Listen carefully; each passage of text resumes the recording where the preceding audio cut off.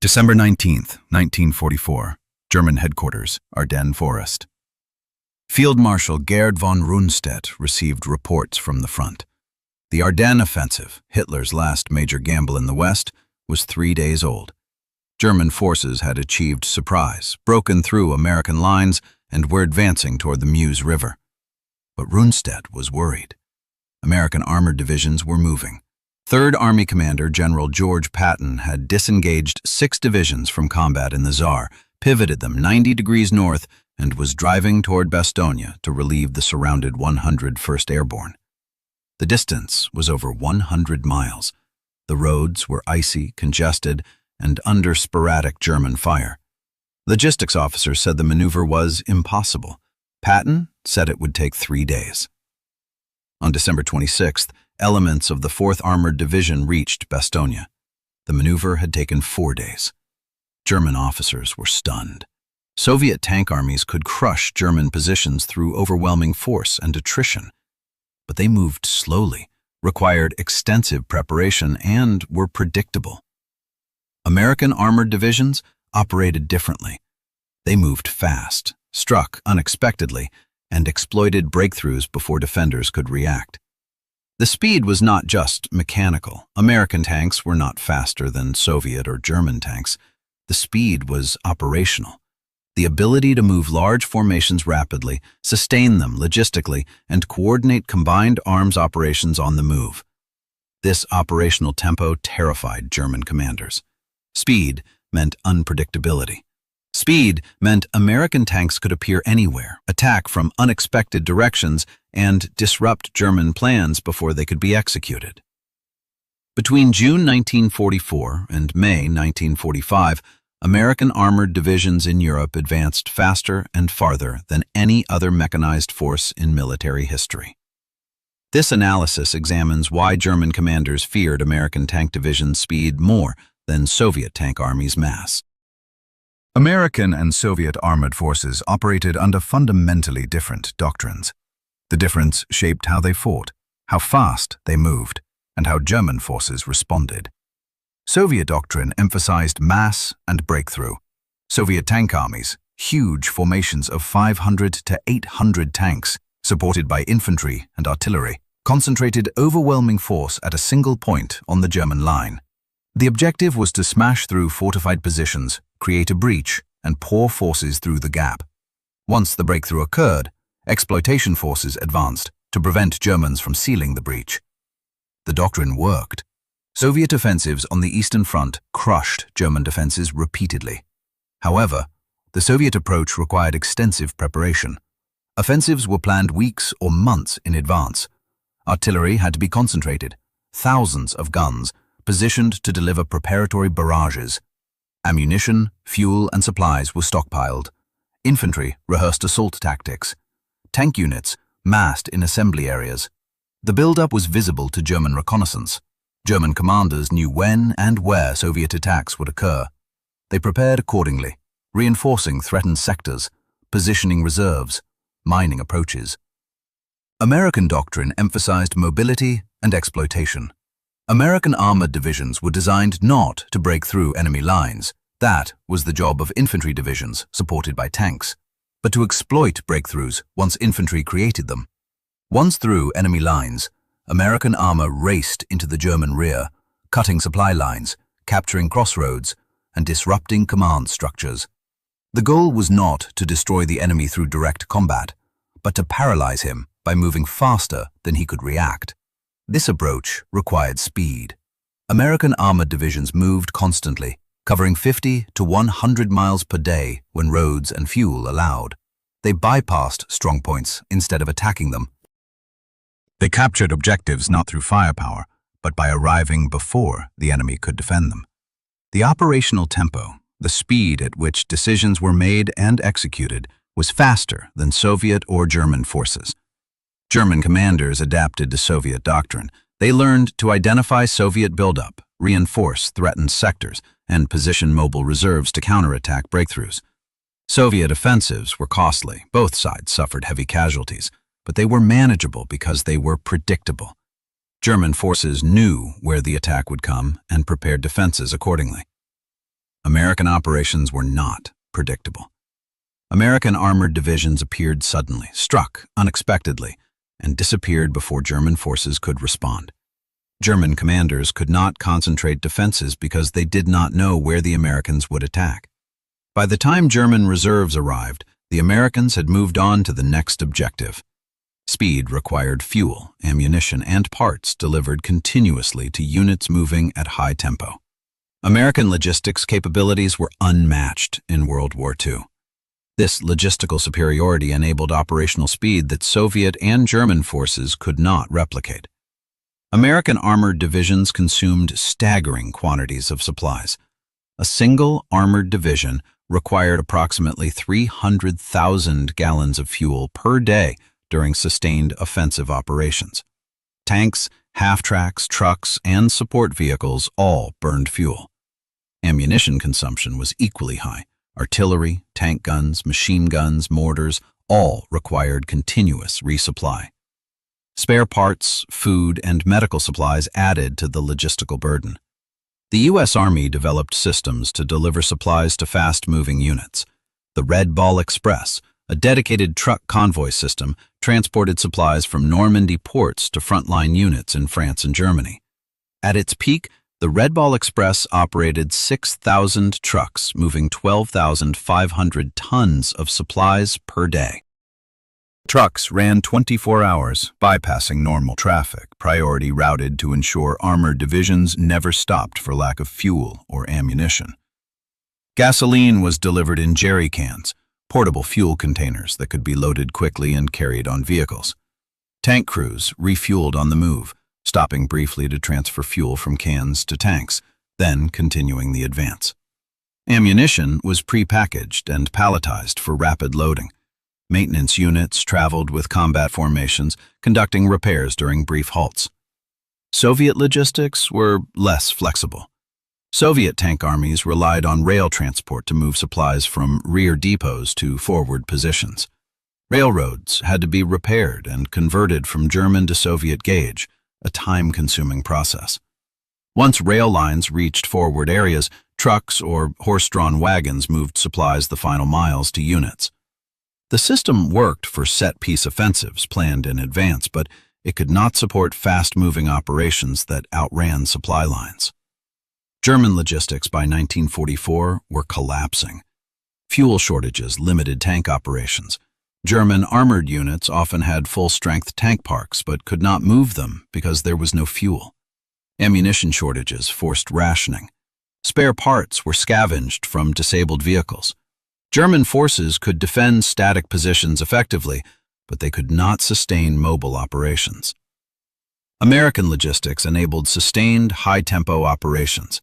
When Patton's Third Army advanced across France in August 1944, it covered over 600 miles in 30 days. Fuel consumption outpaced supply, and Patton's tanks stopped temporarily in early September. But the stoppage was brief. Within days, supplies resumed, and the advance continued. No other army in 1944 could have sustained such an advance even temporarily. American armored divisions integrated tanks, infantry, artillery, and air support into combined arms teams that operated at high speed. This integration was more effective than Soviet or German combined arms coordination.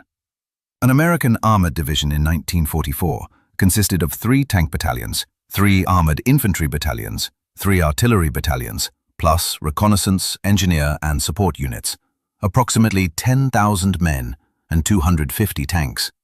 The division was organized into combat commands, flexible task forces that combined tanks, infantry, artillery, and engineers under a single commander. Combat commands operated independently, allowing the division to attack multiple objectives simultaneously. Coordination was seamless. Tank and infantry units trained together, understood each other's capabilities and limitations, and communicated via radio. Artillery forward observers traveled with tank units, calling fire missions as targets appeared. Engineers accompanied tank columns, clearing obstacles, building bridges, and breaching minefields. Air support was integrated at division level. Liaison officers coordinated with fighter bombers, directing strikes against German positions ahead of the advance.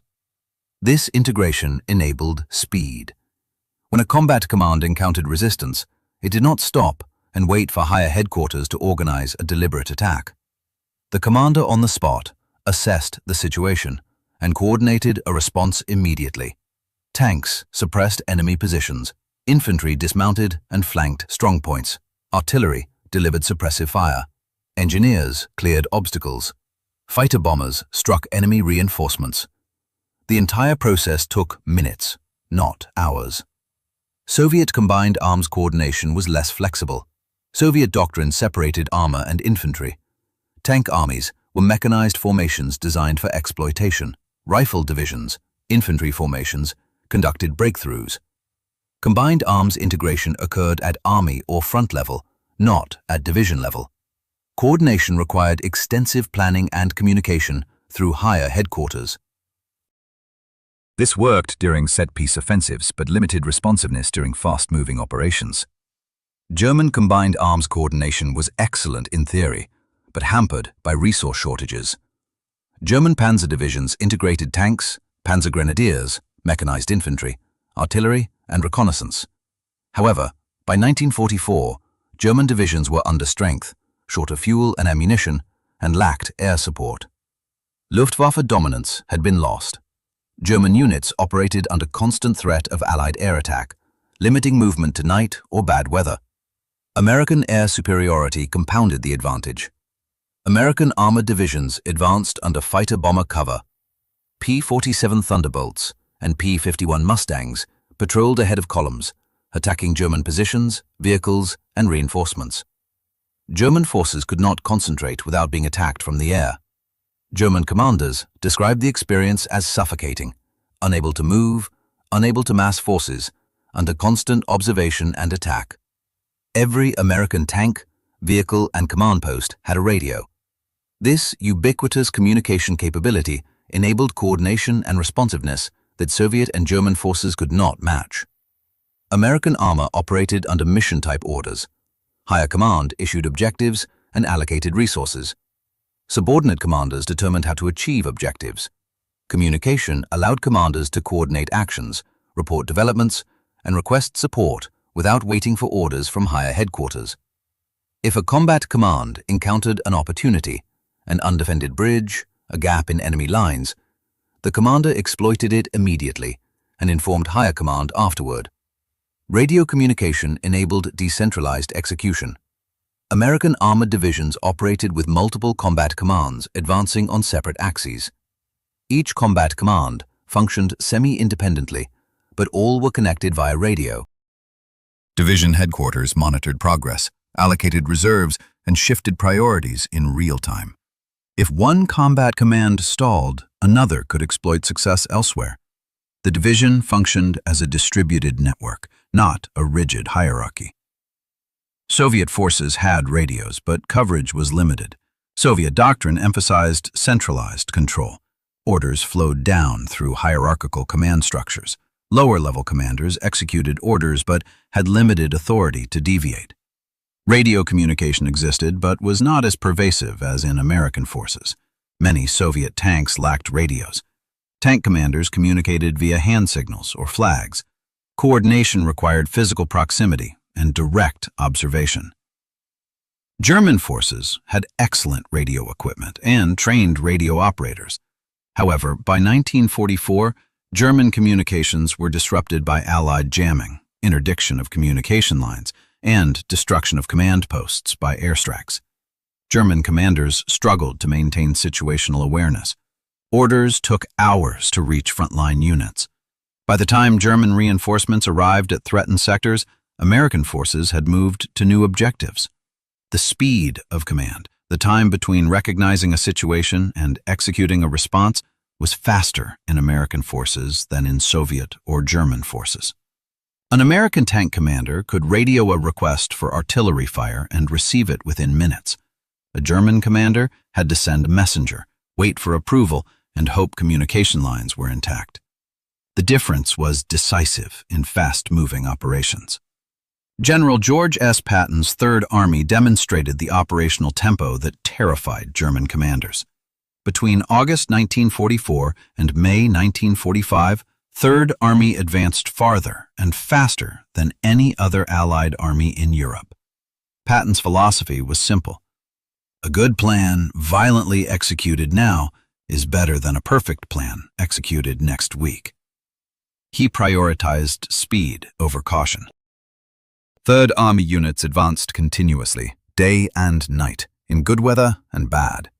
Patton's standing orders were to bypass resistance, maintain momentum, and never stop unless out of fuel.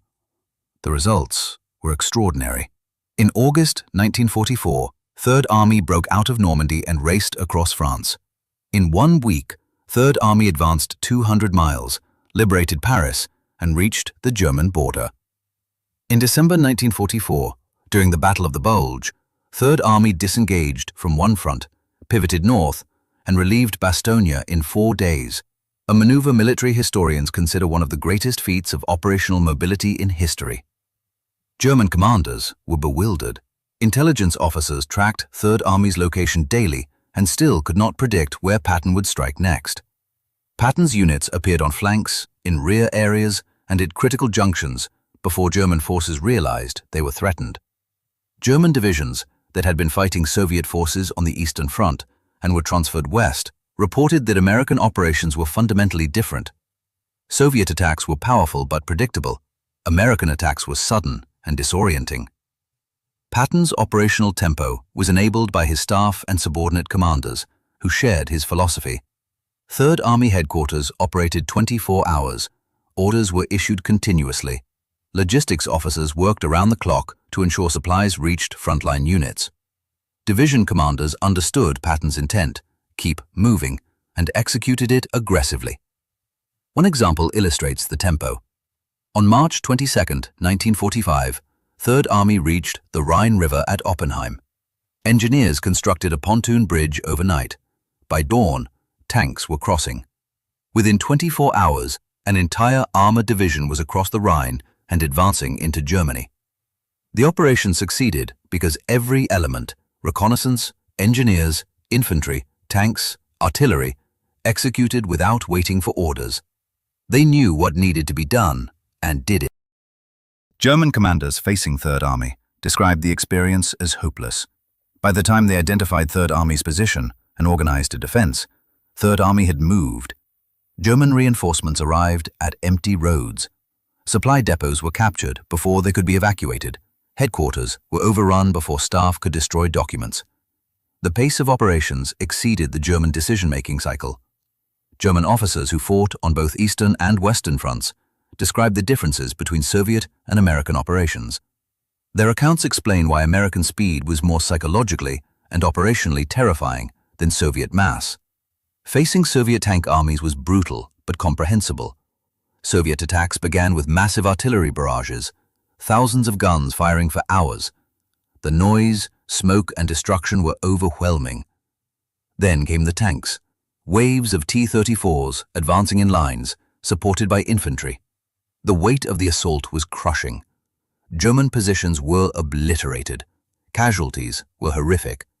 But the pattern was predictable. German defenders knew the attack was coming. They fortified positions, laid minefields, positioned anti-tank guns, and prepared counterattacks. When the Soviet assault began, Germans fought a defensive battle. Some positions held, others were overrun. Reserves counterattacked to contain breakthroughs. The battle was intense, but followed familiar rhythms. Facing American armored divisions was disorienting. There was no massive artillery barrage warning of attack.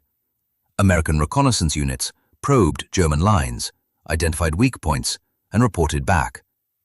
Then, suddenly, American tanks appeared, not in waves but in columns, moving fast, bypassing strongpoints, heading for objectives deep in the rear. German commanders scrambled to respond. Where were the Americans going? What was the objective? Should we counterattack or reinforce?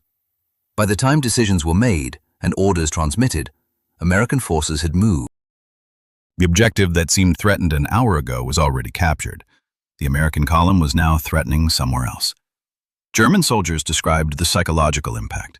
Soviet attacks were terrifying but straightforward. Survive the barrage, hold the line, counterattack. American attacks were confusing. Where did they come from? Where are they going? Are we surrounded? The uncertainty was paralyzing.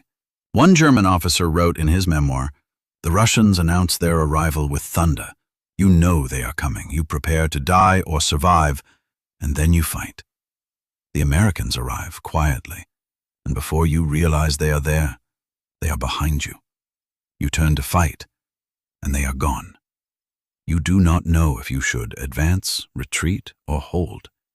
The uncertainty destroys morale faster than the Russians' guns. German defenses were designed for the Eastern Front model: deep positions, layered defenses, mobile reserves. This worked against Soviet breakthroughs, but American operations bypassed defenses.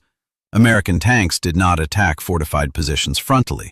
They went around, found gaps, exploited seams, and struck rear areas. By the time German reserves arrived to counterattack, the Americans had achieved their objective and moved on. The statistical record confirms German assessments. American armored divisions advanced faster and farther than Soviet tank armies under comparable conditions. During the Normandy breakout, Operation Cobra, July to August 1944, American armored divisions advanced an average of 25 miles per day over 30 days. Patton's Third Army covered 600 miles in August 1944. The 4th Armored Division, Third Army's spearhead, advanced over 1,000 miles between August 1944 and May 1945. Soviet operations achieved impressive advances, but at slower rates. The Vistula-Oder offensive, January 1945, saw Soviet tank armies advance 300 miles in 20 days, an average of 15 miles per day. The advance was methodical, supported by massive artillery and air bombardment. It crushed German defenses, but did not achieve the sustained high-speed advances characteristic of American operations. The difference was not tank performance. Soviet T-34 tanks had superior cross-country mobility to American M4 Shermans. German Panthers and Tigers had better armor and firepower than Shermans. But operational speed was not determined by individual vehicle performance. It was determined by the ability to sustain movement, logistics, coordination, communication, and command tempo. American forces sustained offensive operations longer. Patton's Third Army was in continuous combat from August 1944 to May 1945, 9 months. Soviet offensives were episodic, massive attacks followed by pauses to rebuild logistics, replace casualties, and prepare the next offensive. German forces exploited these pauses to reorganize defenses. American forces also demonstrated greater operational reach, the ability to project combat power deep into enemy territory and sustain it. Third Army operations routinely struck objectives 50 to 100 miles behind German lines. Soviet deep operations aimed for similar objectives, but achieved them through sequential advances, not single deep thrusts. German forces could not replicate American operational tempo. The last major German armored offensive, the Ardennes Offensive, in December 1944, achieved tactical surprise but failed operationally because German forces lacked the logistics to sustain the advance. Spearhead units reached within miles of the Meuse River but ran out of fuel. They were destroyed in place. The American armored divisions of World War II established principles of armored warfare that remain relevant. Speed, logistics, combined arms coordination, and decentralized command enabled operational tempo that overwhelmed opponents. German commanders learned from the experience. Post-war analyses by German officers acknowledged that American operational tempo was the decisive factor in the Western campaign. The ability to move large formations rapidly, sustain them logistically, and coordinate combined arms on the move was unprecedented. German doctrine had emphasized speed and maneuver in the 1930s. Blitzkrieg was a German innovation. By 1944, American forces had refined the concept and executed it more effectively than its originators. Soviet forces also learned. Post-war Soviet military doctrine incorporated American lessons on logistics, communications, and combined arms coordination. Soviet operational maneuver groups in the Cold War were designed to exploit breakthroughs with sustained, high-speed advances, a synthesis of Soviet mass and American tempo. The U.S. Army retained the emphasis on speed. Modern American armored and mechanized forces prioritize operational tempo. The 1991 Gulf War demonstrated the principle. American armored divisions conducted a 100-hour ground campaign, advancing over 200 miles, destroying Iraqi forces that could not respond to the speed of operations. The fear German commanders felt when facing American tank divisions was not fear of being destroyed. Soviet tank armies could destroy German forces just as effectively. It was fear of being outmaneuvered, paralyzed, and rendered irrelevant by an enemy moving faster than you could think. That fear was the essence of operational defeat.